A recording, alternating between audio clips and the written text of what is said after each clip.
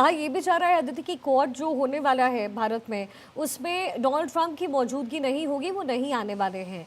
तो क्या जो रुख है अमेरिका का वो क्या रहने वाला है? क्योंकि सिर्फ ट्रंप की नाराजगी भर से या फिर ट्रंप से बातचीत नहीं हो पा रही। कहा जा रहा है कि उन्होंने कई दफ़े फ़ोन करने की कोशिश की, प्रधानमंत्री मोदी से बात करने की कोशिश की, लेकिन उन्होंने बात नहीं की। लेकिन इससे दो देशों के बीच का रिश्ता तय नहीं होता है। जो जियोपॉलिटिकल रिश्ते हैं वो इस तरीके से सीमित नहीं होते हैं। ऐसे में क्या ये भी पॉसिबिलिटी है कि अमेरिका अपना स्टैंड टैरिफ को लेकर के बदल लेगा?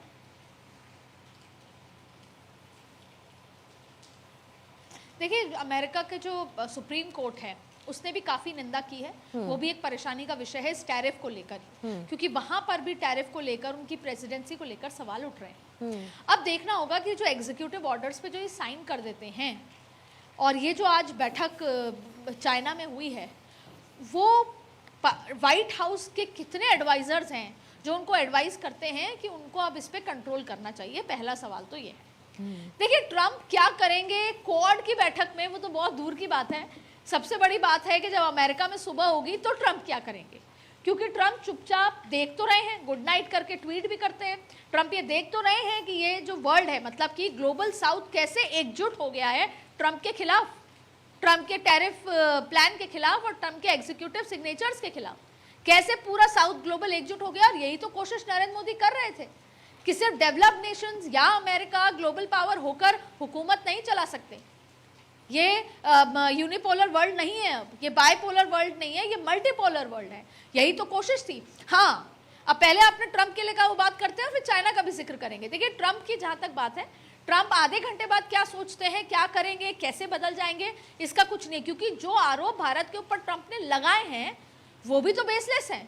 कोई एक स्टेटमेंट जिस वजह से भारत के ऊपर ये जो प्रतिबंध, ये जो टैरिफ लगाया है, वो बेसलेस है कि आप रशिया से कर रहे हैं। ट्रंप ये चाहते हैं कि टेक्नोलॉजी हमारी और हथियार रशिया के। क्यों ऐसा? या जो हम दूसरी कंट्रीज के साथ जो अपना ट्रेड कर रहे हैं, क्यों? क्योंकि ट्रंप ये चाहते हैं कि भारत बस उनके ब्लॉक में आके रह जाए, उनके छोटे भाई की तरह रहे और उनका पिच लग्गू बन जाए। पर भारत ऐसा नहीं कर सकता। भारत का अपना रशिया से है संबंध।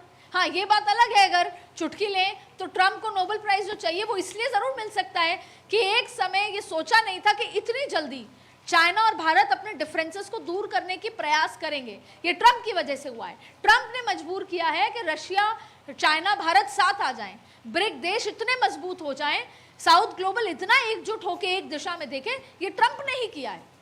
अब ये ट्रंप को सोचना है कि उनके एग्जीक्यूटिव ऑर्डर्स बैकफायर हुए हैं या नहीं हुए हैं। और दूसरी बड़ी बात है कि मेक अमेरिका ग्रेट अगेन की इस पॉलिसी में आप दूसरे देश को नहीं झुका सकते, आप दूसरे देश को धमका नहीं सकते, विक्टिम नहीं बना सकते। तो जहां तक बात अमेरिका का है, ये ट्रंप के एडवाइजर्स और ट्रंप को सोचना होगा कि पूरा का पूरा जो आधा वर्ल्ड है ये आपके खिलाफ जा चुका है और धीरे धीरे यूरोपियन यूनियंस भी आपकी इस दादागिरी से पीछे हटना चाहती हैं, भारत के साथ व्यापार कर रही हैं। ब्रिटेन ने फ्री ट्रेड कर लिया है। तो आप भारत को पसंद करें ना पसंद करें, ये पूरे वर्ल्ड के लिए है। आप भारत को इग्नोर नहीं कर सकते और भारत आपकी शर्तों पे नहीं चलेगा। अब बात आती है चाइना की। देखिए, एक बात समझ लेना, जैसा आपने कहा शिखा, वो इंपॉर्टेंट है। इस सब का मतलब ये नहीं है कि अमेरिका से हमारी दुश्मनी हो गई है, ये बिल्कुल भी नहीं है। सही मायने में अमेरिका हमारा सबसे नेचुरल फ्रेंड है। क्यों? पहला, अगर बायलैटरल में या डिप्लोमेसी में हम बात करते हैं ट्रेड की, सरप्लस ट्रेड होता है अमेरिका के साथ। अमेरिका मनी स्पेंडर है, अमेरिका के पास पैसा है, वो खरीद भी सकता है, खर्च भी कर सकता है। और हमारा सबसे बड़ा सरप्लस ट्रेड उनसे और किसी से नहीं है। ट्रेड डेफिसिट चल रहा है चाइना से, रशिया से। तो अमेरिका के साथ हमारा जो ये ट्रेड हुआ है, ये ऐसा नहीं है कि अमेरिका के लिए नुकसानदायक है, भारत के लिए भी नुकसानदायक है। अमेरिका ट्रस्ट वर्दी है, लेकिन चाइना के साथ हमारा ट्रस्ट नहीं है। ये वो चाइना है जिसने लाइव रिपोर्टिंग करी है पहलगाम हमले के दौरान या ऑपरेशन सिंदूर के दौरान पाकिस्तान के लिए। ये वही चाइना है जो हमारी जमीन अरुणाचल प्रदेश को साउथ तिब्बत कहता है। ये वही चाइना है जिसने इतना कंस्ट्रक्शन कर लिया है हमारी जमीनों के अंदर या आसपास। ये वही चाइना है जिससे अभी हाल ही में डिसएंगेजमेंट हुआ है। ये वही चाइना है जो ये मानता है कि जो बंदरगाह बना लिया आसपास नेबरिंग भारत के कंट्रीज, जिससे कि वो भारत के ट्रेड में और खुद के ट्रेड में हस्तक्षेप पैदा कर सके भारत के ट्रेड में।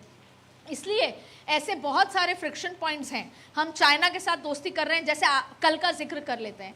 कल जब एक्सचेंज हुई दोनों की बातचीत, तो डिसएंगेजमेंट पे हुई, फ्लाइट्स रेज्यूम करने पर हुई, तमाम बातों पर बात हुई। पर जब स्टेटमेंट लिखित आया तो भारत ने ये कहा कि आप और मेरा रिलेशन बायलैटरल होना चाहिए, 1 to 1 होना चाहिए, कोई तीसरी कंट्री के लिहाज से नहीं होना चाहिए। लेकिन इसका कोई भी रिप्लाई स्टेटमेंट में चाइना की तरफ से नहीं था।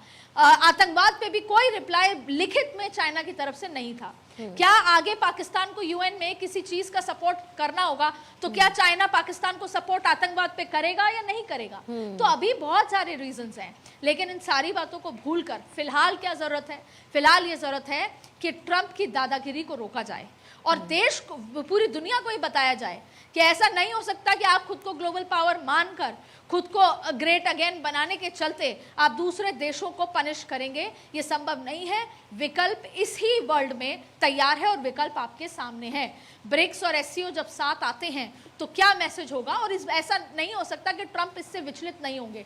ट्रंप इससे विचलित भी है और इससे कोई एक विम्सिकल बयान और भी देंगे आने वाले दिनों में। बिल्कुल, अपने ही डिसीजन को लेकर के डोनाल्ड ट्रंप जो हैं वो घिरते हुए नज़र आ रहे हैं। लेकिन अदिति, यहाँ पर जो तस्वीर भी हम बार बार देख रहे हैं उसमें एक तरीके से मीडिएटर की जो भूमिका है वो पुतिन की रही है। पाकिस्तान के साथ भी अच्छे संबंध, भारत के साथ तो अटूट दोस्ती है ही, लेकिन सबसे बड़ी बात यह है कि यहाँ पर पुतिन का रुख क्या रहने वाला है? चाइना तो आपने बता दिया, क्योंकि चाइना के लिए पाकिस्तान बहुत सारे मायनों में बहुत खास भी है। जो उनके प्रोजेक्ट्स चलते हैं, जिस तरीके का कर्ज देता है, जो वो भूमि वहाँ पर अपनाने की जो रणनीति है जो चाइना बनाता है, उसका एक मोहरा हमेशा पाकिस्तान बना रहता है। लेकिन रशिया एक मीडिएटर की भूमिका में इस समय नजर आ रहा है। तस्वीरें भी इस समय दिख रही हैं, मीडिएटर की तरह वो नजर आया है। तो क्या भारत जिस तरीके से रशिया से तेल खरीदता है, भले डोनाल्ड ट्रंप की तरफ से जो भी टैक्स या टैरिफ जो इम्पोज किया गया हो, बावजूद उसके भारत का स्टैंड बहुत क्लियर रहा है। ऐसे में रशिया क्या दोनों देशों के बीच में दोस्ती का एक स्तंभ बनकर के उभरेगा?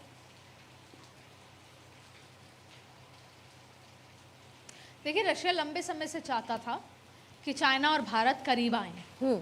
वो उसे और ताकतवर बनाता है। देखिए, अमेरिका और चाइना दोस्त नहीं थे, ना होंगे। और भारत और चाइना के रिश्ते आपने देखे, 75 साल डिप्लोमेसी के पूरे हो रहे हैं। हिंदी चीनी भाई भाई का नारा हम दे चुके हैं, लेकिन हमने बहुत धोखे खाए हैं चाइना से, इसलिए हम ब्लाइंडली चाइना पे ट्रस्ट नहीं कर सकते। रशिया और अमेरिका के रिश्ते वैसे ही हैं जैसे अमेरिका और चाइना के हैं। लेकिन भारत और पाकिस्तान दोनों की बात करते हैं। भारत की ताकत क्या है?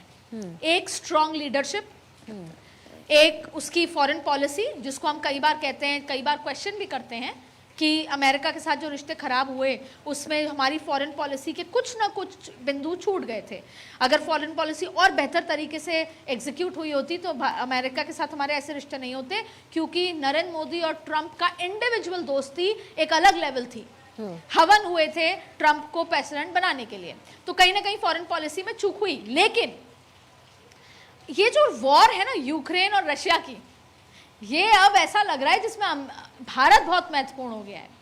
ये ट्रंप अकेले वॉर नहीं रुकवा सकते, और रशिया को छोटा करने के लिए, रशिया को कमजोर करने के लिए अमेरिका चाहता था कि भारत दूर हो जाए, भारत कोई ट्रेड ही ना करे रशिया के साथ, क्योंकि अभी रशिया के पास भारत की पीठ है, भारत की दोस्ती है।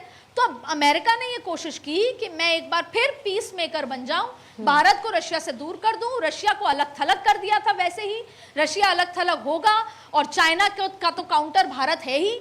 तो ऐसे में रशिया खुद वॉर रोकेगा, और मैं ये कहूंगा, मैं ये क्लेम करूंगा कि रशिया यूक्रेन की वॉर मैंने रुकवाई, और ये वादा तब किया था जब वो प्रेसिडेंट बनने वाले थे, पर ऐसा नहीं हो पाया।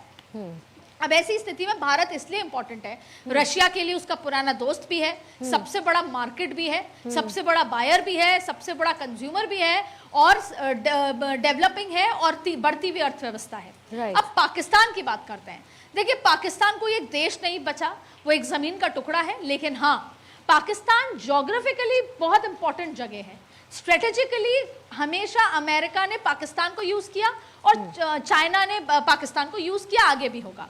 आप आज देखिए, भले ही चाइना साथ खड़ा था पहलगाम में, या अमेरिका ने साथ दिया, तमाम चीजें हुई, लेकिन आज जो उनके प्रधानमंत्री हैं, जैसा आपने शुरुआत में कहा था, उनकी क्या स्थिति थी? वो चुपचाप साइड खड़े थे।